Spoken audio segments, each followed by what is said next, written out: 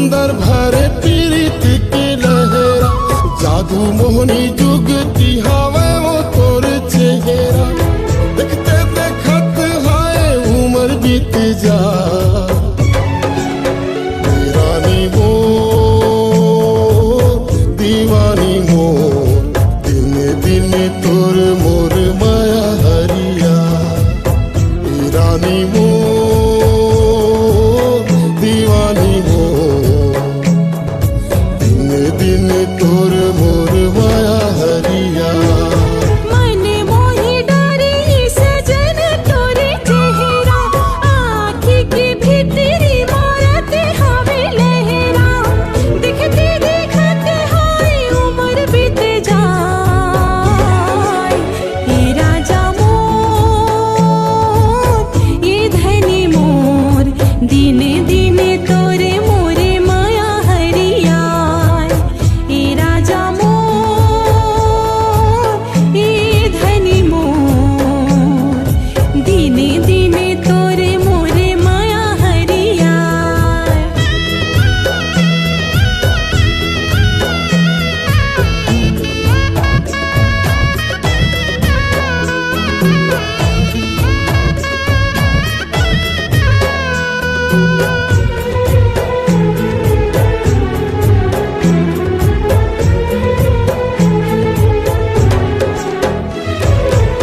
छिड़ माया तान जैसे कारी कोयलिया, रुमझुम बाजे गोरी तोरे पायलिया। छिड़ माया तान जैसे कारी कोयलिया, रुमझुम बाजे गोरी तोरे पायलिया। पुरवैया डोले रे बाजे बांसुरिया, रस पीरीत झरी हृदय की खुरिया। माया में कभू कभू कर ले कर झगड़ा, मीठे लागे वो निक माया तोरे नखरा। जिंदगी जन्म सफल होई जा, ये राजा मोर ये धनी मोर, दिन दिन तोरे मोरे माया हरिया। रानी मोर दीवानी मोर, दिन दिन तोर मोर माया हरिया।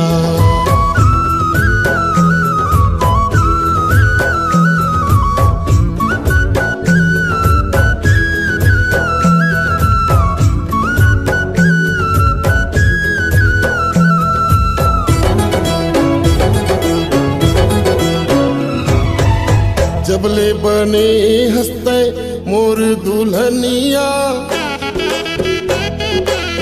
हो गया भगवानी में बदल गे मोर दुनिया।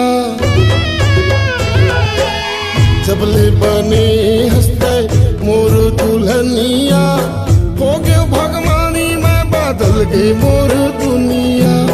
नाम होगी मोर तुर नावली सुरबैया, लागी जिंदगी महकत फूल भरिया।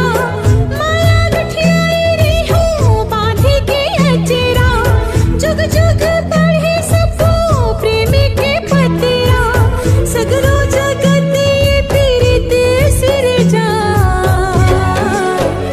रानी मोर दीवानी मोर, दिन दिन तोर मोर माया हरिया। ये राजा मोर ये धनी मोर, दिन दिन तोरे मोरे माया हरिया। रानी मोर दीवानी मोर, दिन दिन तोर मोर माया हरिया। ये राजा मोर ये धनी मोर, दिन दिन तोरे मोरे माया हरिया। हमारे YouTube चैनल लाइक शेयर और सब्सक्राइब करना बिल्कुल ना भूलें।